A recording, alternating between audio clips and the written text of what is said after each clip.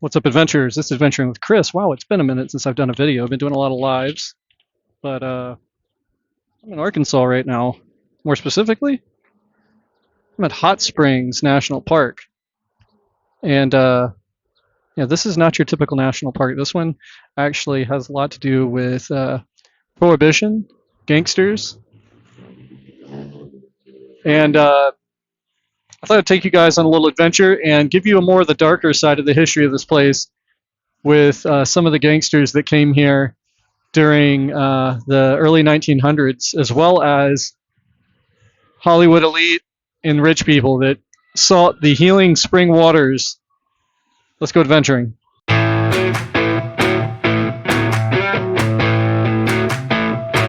So this is also the only national park where a park ranger was killed by bootleggers. Hang on. Let's try that again. Take two. This is the only national park where a ranger was killed by bootleggers in 1927, March 12th. So his service sacrifice to the national park will never be forgotten. And there he is. His name was James Alexander Carey. Those darn bootleggers. If you like Prohibition history, check out my video at the Prohibition Museum. So this isn't your typical national park where you're seeing mountains and hiking, and there are trails and things, but this is all about the history of spas and hot springs and things like that. So I'm going to take you guys into the visitor center now. I'm making my way down here on what they call the bathhouse lane or bathhouse row, where all the bathhouses are and where this place where all these people used to come and get their hot spring treatment. All right, so I'm going to try a little bit of the spring water right now. Here we go. Oh, too much. Here we go.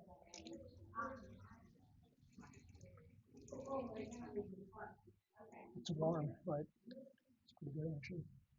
It's warm, but it's pretty good.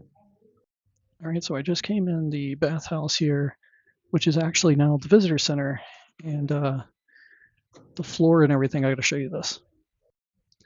The floor is basically like a bathroom tile, and this is where people would come and bathe in the hot springs using one of these old, clawfoot tubs.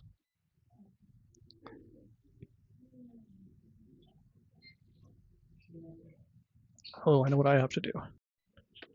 Always make sure to respect the rangers in national parks. They've got the usual stuff, though. Good coloring books, things all about history, critters, animals, always that great stuff. I actually got this guy. I got him at Mammoth Cave last year. Someone very similar to that, at least. Some of the other ones. But it's really cool, though, as you just saw in my video, you can actually come over here and get some hot spring water. It's made up of these elements here. It's got silica, calcium, magnesium, sodium, potassium, free carbon dioxide, bicarbonate, sulfate, chloride, fluoride, and oxygen. Radioactivity through radon gas emission is 43.3 picocuries per liter. And if you want, you can get a growler and fill your water up right here. It's $13 to fill it up with some hot spring water. But the one we're in now is called the Lamar Bathhouse. This actually from 1888. It opened and it closed in 1935. A lot of these, unfortunately, just didn't stand up to test of time.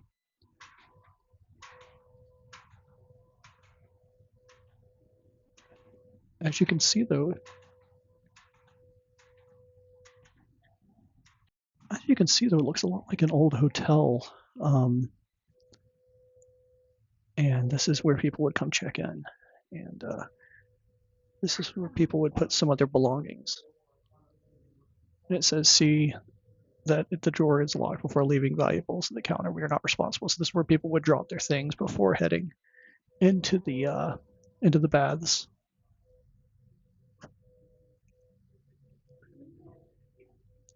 And they've got a nice, I do like that t-shirt.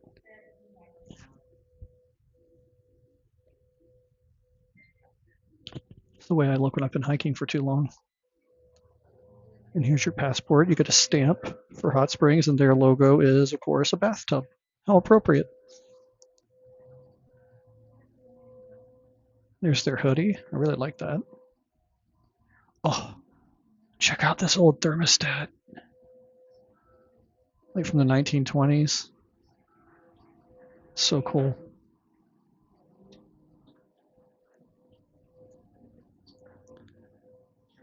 Here's some more of the growlers right on top of an old heater.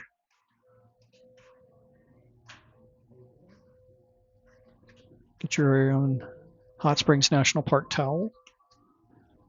And if you like, a robe. Very neat. I like the logo here. So here is the different bathhouses. There's where the National Park gift shop is at the Lamar Bath. This is Buckstaff Bath. And this one you can actually still go get a bath in. It's $30, I think. And then moving on, here is the Ozark Bath. Buildings here are absolutely stunning. It reminds me a lot of something, it's all the Art Deco, and reminds me of something from the video game Bioshock. If you know, you know. These are the Ozark Baths. Very Spanish influence architecture. Really like it. Stucco tiles. Oh, this next one definitely reminds me of the vibes of like the Swan and Dolphin Hotel. Check this out. Like the fish on the outside is definitely giving Swan and Dolphin. Here, where's the other one? And here. Yeah, wow, absolutely beautiful. Some more Spanish influence. You know, I mean, I guess the Spanish and the Europeans came and settled this area from the indigenous people. But I did promise you gangster history. So the gangsters that were here, let's get into it. So the two big ones that came here were Al Capone and Bugsy Siegel. And they had very strict rules. This was a neutral zone, meaning if any other rival gangs were here, they weren't to get in any fights. This was a place for relaxation. But that didn't stop them from having a couple of close calls. I'll take you to the hotel in a little bit where they stayed and his exact room. But we're going to hop in the visitor center real quick, and I'll get you some more history on that here in the Fordyce bathhouse. Okay, so here is one of the baths, and they'd actually lower you in using one of those, I guess you could call them ratchet straps, and lowered into the tub by a wooden stretcher attached to the overhead tram. So it was recommended in cases of polio arthritis, rheumatoid arthritis, paralysis, and other ailments that had stiffness, pain in the joints, and weak muscle. Oh, I could use that today. Hydrotherapy practice today, especially for the treatment of athletic injuries. Wow. It's got an interesting smell in here, too. This feels wonderful, is what she said. All right, this is totally an elevator that's about to open, so I'm going to move out of the way. Wild. All right. See if it opens. This is an elevator. It just came up. Okay. So here we go. So this is the women's fashion in the Reagan era, showing you what some of the women dressed like. It opened in 1915 near the end of the airporting area, so women had a very specific fashion here. And ladies' fashion is rapidly changing. No bustles of Victorian era. Skirts are flared.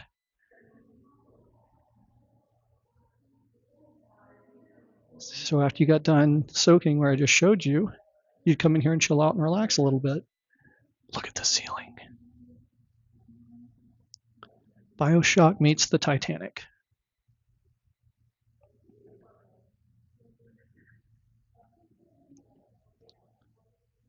Wow. Yeah, this is Bioshock meets Titanic. Like, so there's an old radiator. We had one of those growing up in the house that I lived in. Absolutely beautiful in here, though. As you work your way down, this is where I guess people would come out on the balcony, chill out, open the doors, have a little cool off after their hot soak in the bath. And here's what some of the one of the men's physical education uniform might look like during this time period. They were physical exercise in public, very similar to been worn by men. Look at this. Wow. So this is your this isn't an employee. This is what you dress like. So can you imagine like playing basketball or playing like a racquetball or something? Very interesting. Looks like we're under a little bit of construction here, but that's okay. Things are always having to, fixing and repairing. It's all about keeping things nice. Wow. Absolutely beautiful. Okay, let's go down here. There's some men's toilet. It's locked. The stairs back down. I'm not sure what a garden is, but this is a garden door. This would have been the men's parlor, but again, this is under construction currently.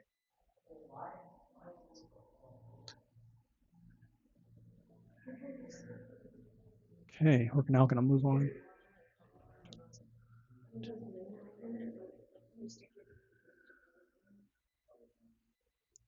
Okay, we're moving right around to the other side now.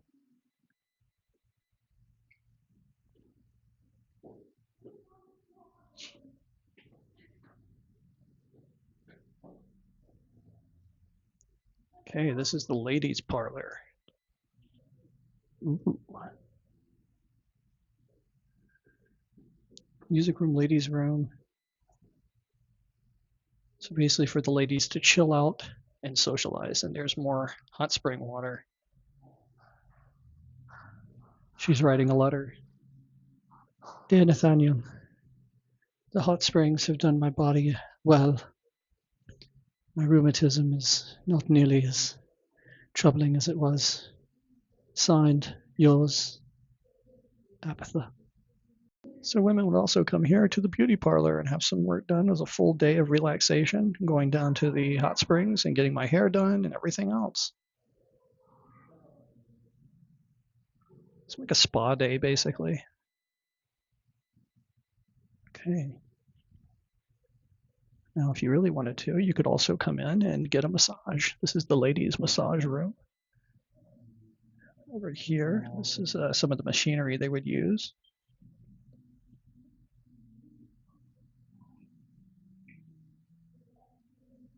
I don't know why, I'm just like totally imagining a ghost in here or something. This is where you'd get your electric massage, where they'd use electrodes and hook them up to your body and give you a nice little massage. Looks more like a torture device, but, each to their own, I suppose. Now, if you were staying here overnight, this is the room you were given, and you could rent private staterooms during the day in which to rest and dress following the bathing regimen. These rooms had only spare furnishings because you weren't here for that. You were here to relax.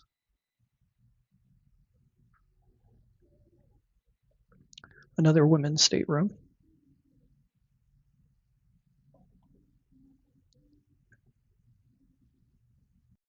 Okay, and here is the gym. Here's an episode of Family Guy where he goes steak and eggs and eggs and steak for breakfast. I can just imagine a guy with a big mustache in here and like a striped tank top.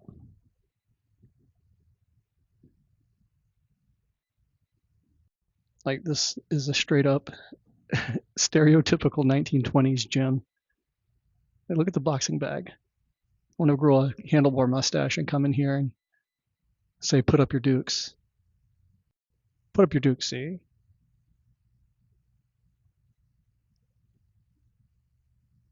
Wow. It's got such an interesting smell in here. I can't quite place it. Okay, now we're going into the women's dressing room. I swear I'm allowed in here. This is now a museum. But, oh my gosh, those are so cool. Those light switches. take a look at this. So this is where I'll take you to the men's one next as well. But this is where you'd come and get dressed. Who is that handsome guy? This is where you'd come and get dressed and hang up your clothes before heading down into the spa. And this is the court for the ladies where they could go out. Everything is not co-ed. It is definitely they've got it separated by gender to maintain a woman's privacy, and the men are here for practical reasons, not personal. But this is where they'd get dressed and have a chit chat about what they had planned for their spa day. Early 1900s, turn of the century. So before I take you to the men's dressing room, this is where you'd come and get foot problems taken care of. They had they call him a chiropractic. It's a podiatrist essentially. Um, Painful cysts and things like that. But this is where you come to get your foot worked on. The elevator here next to me smells, I'm not kidding, it smells like Twilight Zone Tower of Terror. I cannot explain that, but it does. It smells like the Tower of Terror. It's probably the oil and the grease, but here's where you'd put all your belongings, if you were staying.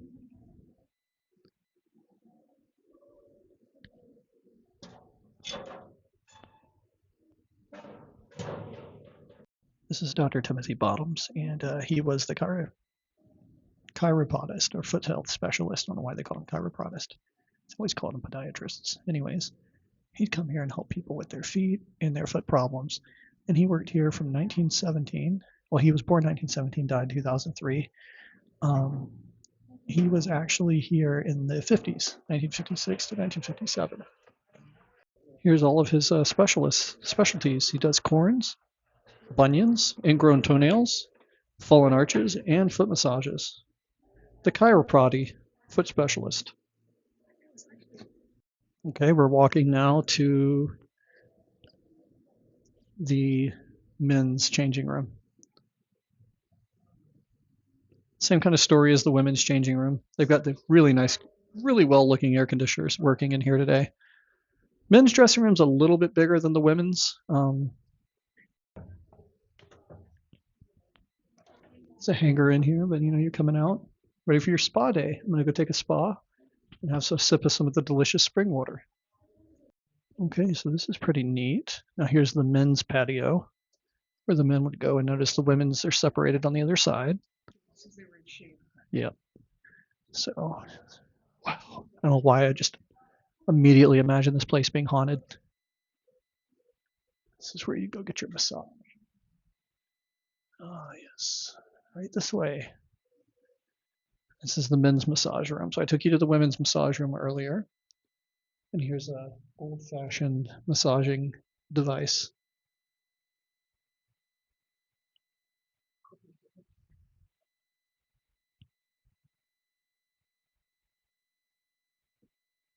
This place was hopping at the turn of the century. Late 1800s, early 1900s. I can just imagine this place just popping. Look at this thing. What in the Tim Burton is that? It's a massage basically involves simply yet skilled manipulation, blah, blah, blah. We know what a massage is. Doesn't it say what this machine is? It does. It does look like a meat tenderizer. My gosh. So bizarre. Look at this. Holy Tim Burton. Wow. Oh, wow. Look at this. All right. So these are mechanotherapy rooms. These look like modern day. Yeah, this is like a leg press. Instead of cables, it's gears and things. This is like physical therapy. So like if you go to a gym and you see a physical therapist and they're working with patients, that's essentially what this is. Except everything looks like a medieval torture device. Wow.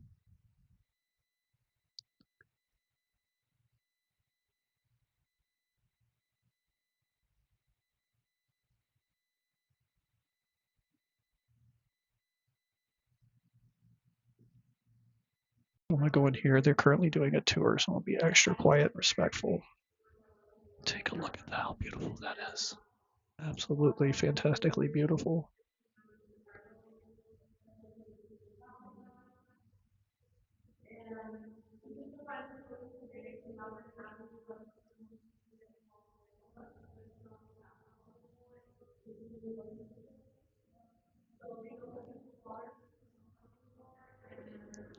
It's so neat.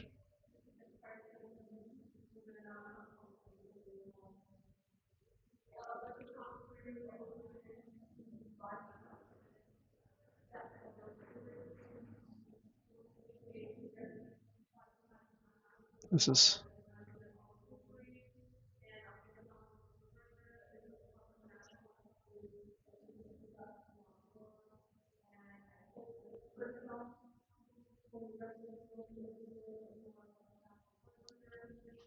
great. Wonderful ranger giving a tour there. Oh my goodness gracious. Look at these. People would get in that. And Steam box. This one's made of marble.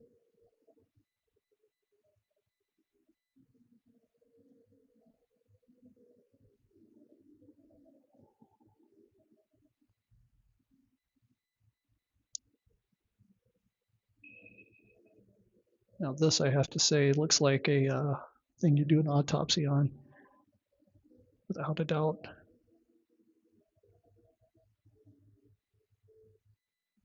So neat.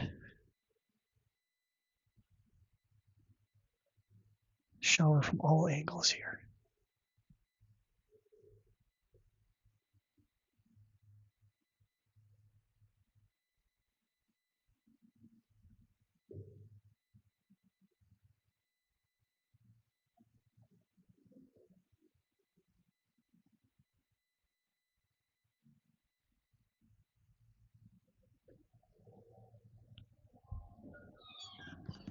Sorry, didn't know you were in here.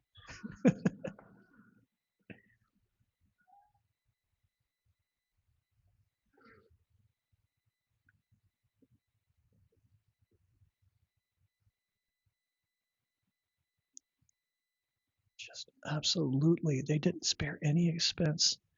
The Art Deco stuff is so beautiful. Cup dispenser even. Oh,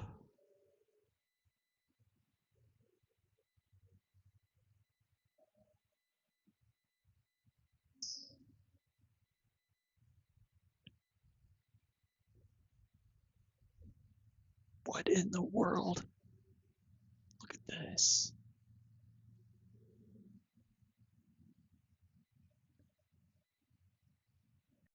And we have another laying space where people would, again, you just come in and chill out.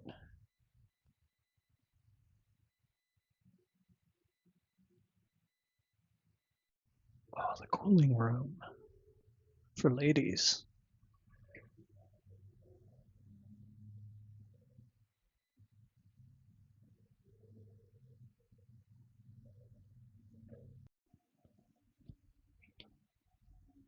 Hey, what you doing? Like one thing here, they never spared expense in the early 1900s. Like everything was top of the line. Like everything in here is marble. And you just don't see stuff made like this anymore. I'm gonna check the electrically controlled time clock. So wild. Even electricity was a neat new thing. Here's another steam bathroom. So here, if you wanted to do your head out vapor cabinet, not for the claustrophobic, but this is how they'd get you in. You have a seat right there, and they'd let in some of the steam, and your head would pop out right there. And they believed that these steam baths would help polio, arthritis, apparently hypochondria. So I think this one, I was just trying to figure it out with my girlfriend. I was like, what is this one for? Because there's like steps here, and you sit, So hang on. Like maybe this is for soaking like hemorrhoids or something because they've got all the different switches here. That's my only theory. Like maybe a sore glute, like your glutes are really sore or something. Now, I didn't want to disturb the tour group that was in here earlier, but this is like the room of all rooms. I'm just going to linger on that.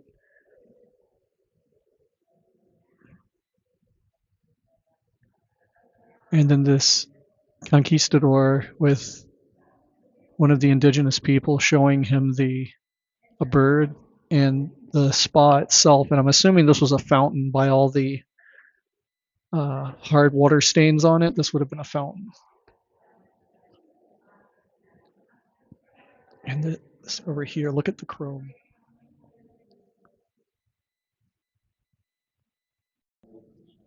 Hello there. Are you coming in to get a massage in this spa? Sorry, this guy is actually an architectural ornament that would hang on the front or sides of the building. This is the Roman god of wine, Bacchus, to give visitors a sense of luxury and extravagance here at the spa. So this water is not from a volcano like most hot springs are. It was actually, this is rainwater that fell 4,500 years ago. And it collects in a watershed known as the recharge area. It goes through layers of novaculite sandstone and shale, and the water is heated by a naturally occurring geothermal gradient more than a mile below the Earth's surface. A narrow fault allows the hot water to shoot back towards the surface where it emerges as the spring. Wow. So we've got the Precambrian rocks, the Ordovician and older rocks, the Big Fork Chert, the Missouri Mountain Shale, Arkansas novaculite, and the Hot Spring Sandstone. And of course, this is where we're at now.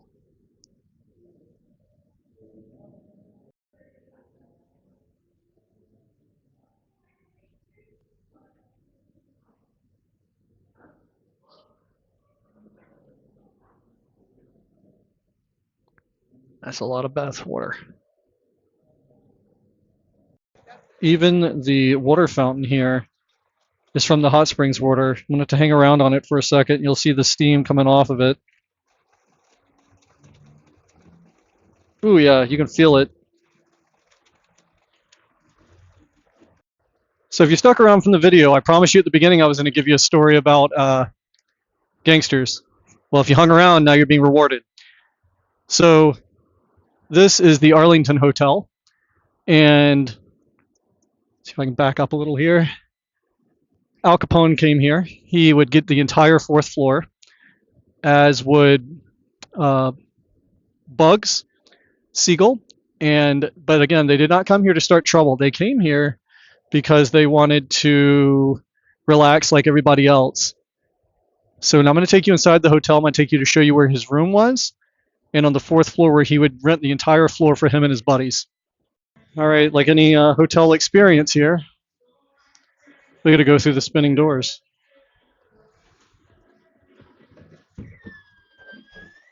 Into the beautiful hotel. Wow. This is absolutely fantastically beautiful in here.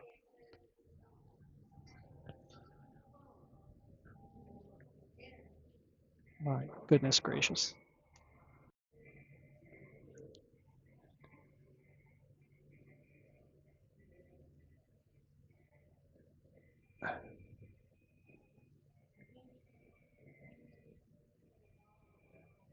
Smells like an old basement in here or an old garage. I can't explain it.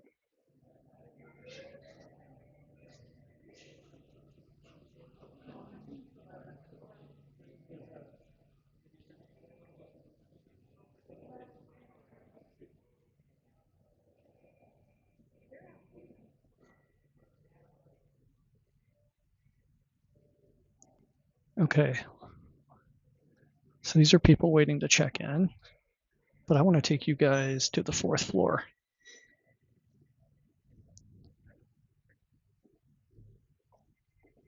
Okay, I'm in a hotel elevator now. It looks like something fresh out of the Tower of Terror. We're going to the fourth floor where the one and only Al Capone and his old buddies would stay. You get up the whole floor. All right, so I'm going to start you here, guys.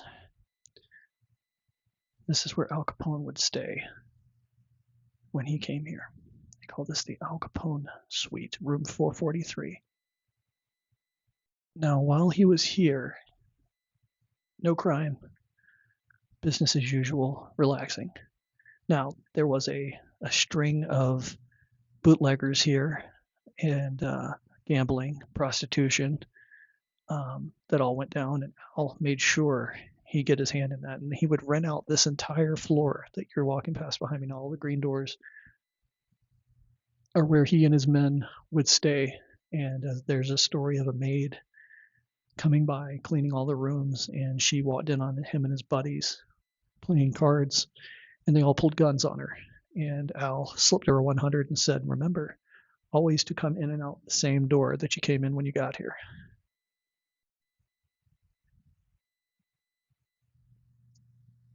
Just going to quietly walk you guys down the fourth floor where Al Capone and all of his buddies would stay.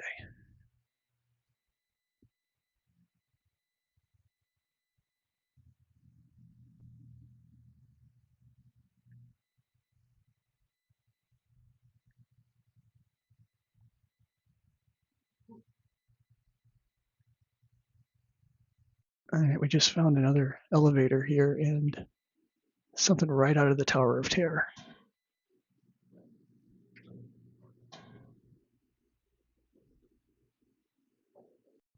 That's our elevator.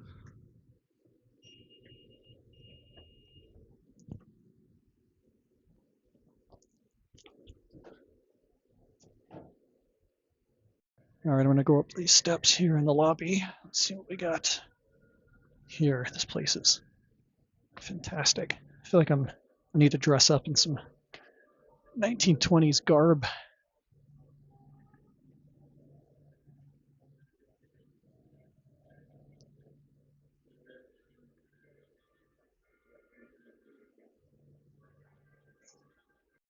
Looks like they're setting up for something, but I wanted to give you guys a little view of the dining room.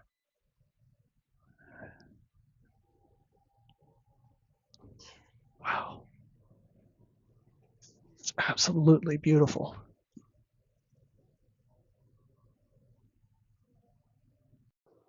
The Arlington Hotel, though, is so iconic looking in the front. The inside of it is even more iconic.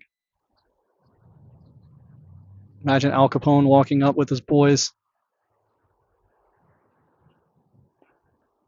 Okay, so I came over to the Superior Bathhouse where they actually have a restaurant and bar, and all of their bar drinks and fountain drinks are made with the spring water. And this is a hot spring root beer float, and oh my god, it's delicious. It's not too sweet. It's a lot more earthier than your typical root beer.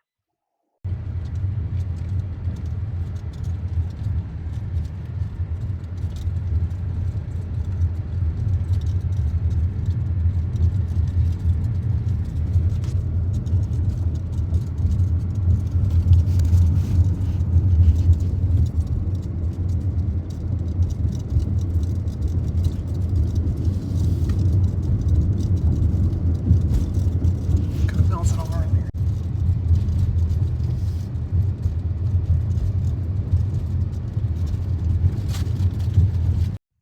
Okay, welcome to part 2 of Hot Springs National Park. I've changed, which means it's hiking time. Before we do some hiking, I'm going to go up in the observation tower overlooking the Arkansas Mountains here at Hot Springs National Park. Let's do this. Okay, so here we go. We're going to go up the tower.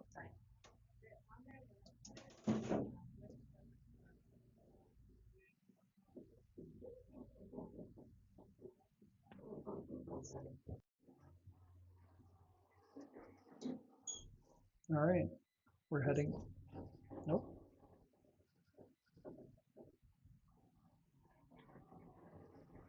Up we go. All right. So this was originally put here as a viewing tower in the early 1900s for all the rich people and socialites that came through here to go to the spas. They wanted something else to do more than just go to the spa. So what they did was they built behind me This observation tower, the one we're on now, was built a little later. The original one was wooden, and this is the new one. It does have stairs for emergency exit, but as you can see, the view is spectacular.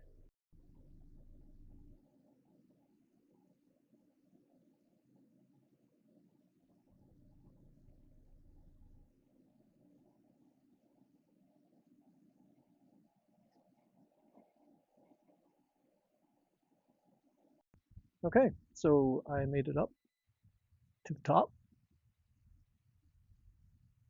As you can see, the view is spectacular up here. So if you recall earlier, there is the Arlington where Al Capone stayed. And yeah, so there's the Arlington, and there's Bathhouse Row. It's all going down from there all the way to there, where all the bathhouses are in Hot Springs. And this is how the hot springs were all made here, because the water comes down off the mountains, goes into the ground, and pops up down there at the springs. It's 4,500-year-old rainwater that goes under the ground, and then through geology comes back up hot and 140 something degrees, I believe they said. And here's Hot Springs proper, Hot Springs, Arkansas.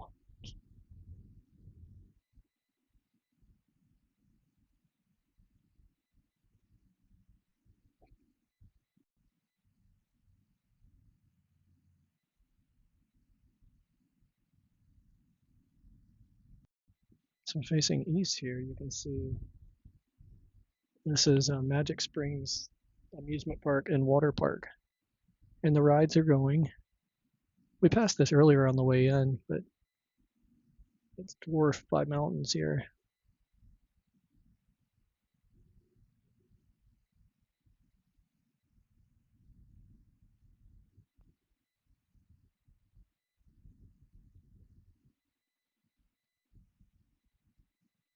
It's a ways up. So the original tower was actually steel. There it is right there. 165 feet high, steel observation tower. So I was wrong. It's not wood.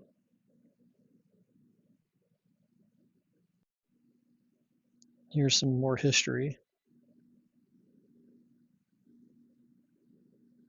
He was superintendent of the national parks at Hot Springs.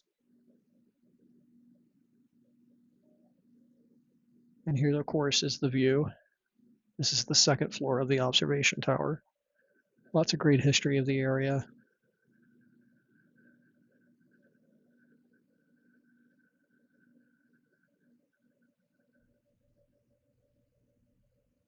So look at that. They've had Harry Connick Jr. play here. They've had Tony Bennett, Kate Smith. Roosevelt was here with National Parks Superintendent Donald Libby. Hoover was given a key to the city in the 20s. Manager Mickey Cochran, because Babe Ruth came here too during spring training for some sweet mineral water to help his body. They had their own Hot Springs Baseball Club. Diana Ross came here, believe it or not. So yes, Babe Ruth was here. A lot of baseball players came here for, again, spring training and to hang out in the bath water because it felt good. But also they liked to gamble, and it was a great place for drinking as well during Prohibition. So Babe Ruth was a virtually unknown young pitcher from the Boston Red Sox when he came here in 1914 for spring training. He later played an important part in the Red Sox starting rotation. By 1918, he could hit so well he spent more time starting in the outfield on the mound. He traveled to New York Yankees, where he became nationally loved home slugger. So he came here in 1914, and he was a rookie.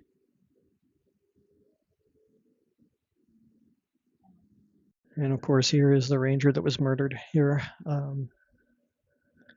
by bootleggers. By and large, they stayed out of the park, probably because the park had federal jurisdiction to bust anyone that was drinking alcohol. But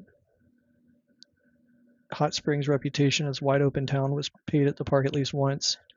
When Carey was murdered, his name is James Carey, by the way, in 1927. Scheduled to testify in a trial of bootleggers operating the park, he was shot in the back as he walked on the West Mountain. He was the first National Park Service ranger to be killed in line of duty. The subjects were caught, but acquitted of the crime.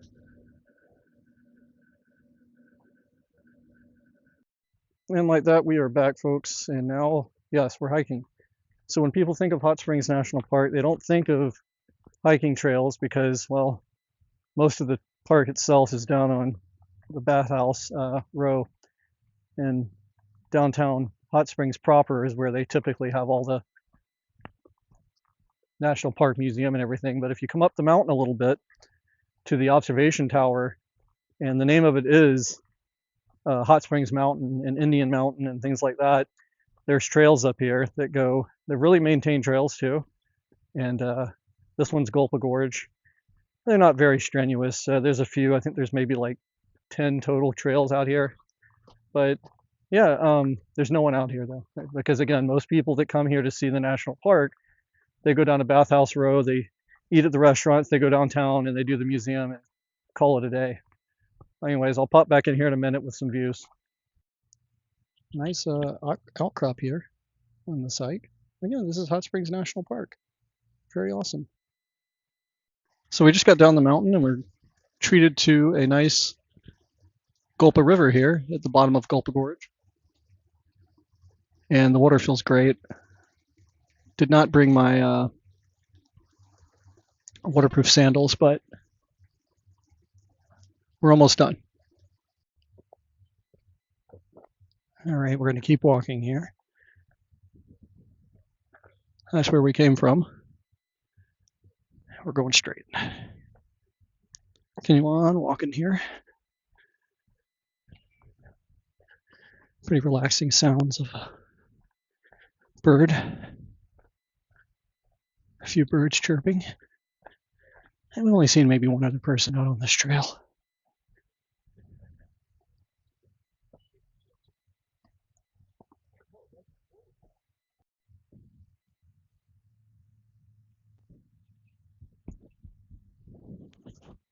So cool.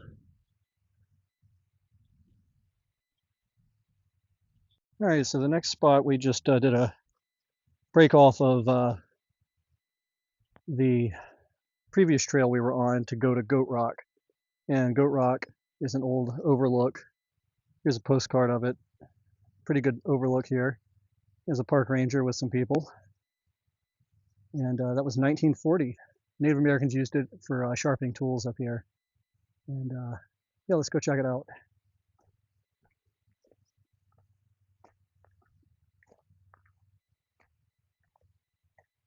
All right, here's the summit, 240 feet. We just came from Gulpa Gorge. So now we're heading up.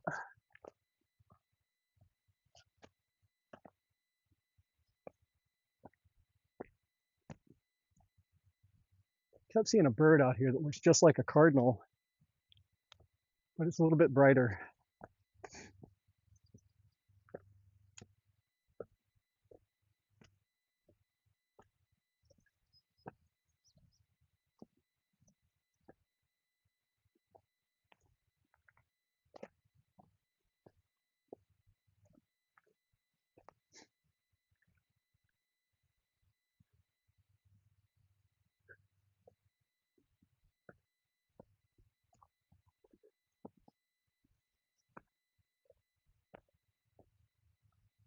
Oh yeah, I can already see the payoff coming up here.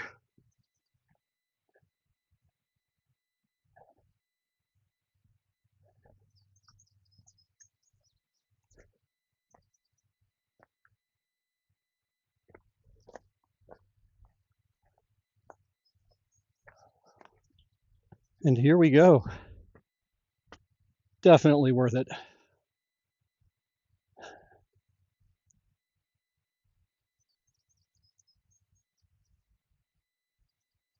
Here is Goat Rock. I am standing on it. and the indigenous people came up here to sharpen their tools. So I'm sure if I looked hard enough, you could probably see marks or bowls in the rock that they would use to sharpen their tools. Like, for example, if you see this hole right here, you'll see a hole that doesn't quite match. That might be a spot where an indigenous person sharpened their tool here on this rock.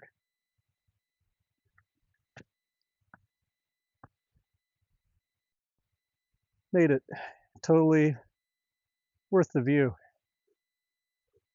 Humidity is admirable today, but if there's a view involved like this, I'll pretty much hike anything. So we're going to go back up, and then we're going to go do another side trail to look at some old growth trees here at Hot Springs National Park in Arkansas. All right, so we are making our way back from our last hike here on the Lower Dogwood Trail here in Hot Springs National Park. And the cool part about this dense forest is it's old growth, and University of Arkansas students have come out here and dated a lot of these trees back to the 1700s. So some of these trees out here are 300 years old, and this is all federally protected land here in Arkansas, on the Arkansas Mountain and Indian Mountain around Hot Springs. And another cool thing is all the birds. We've seen an indigo bunting, as well as a scarlet bird that's a cousin to a cardinal.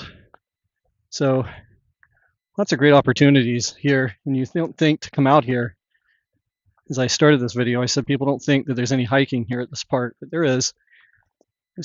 One of the trails goes right to the back of the campsite here at the park, and the rest just kind of meander through this old growth forest.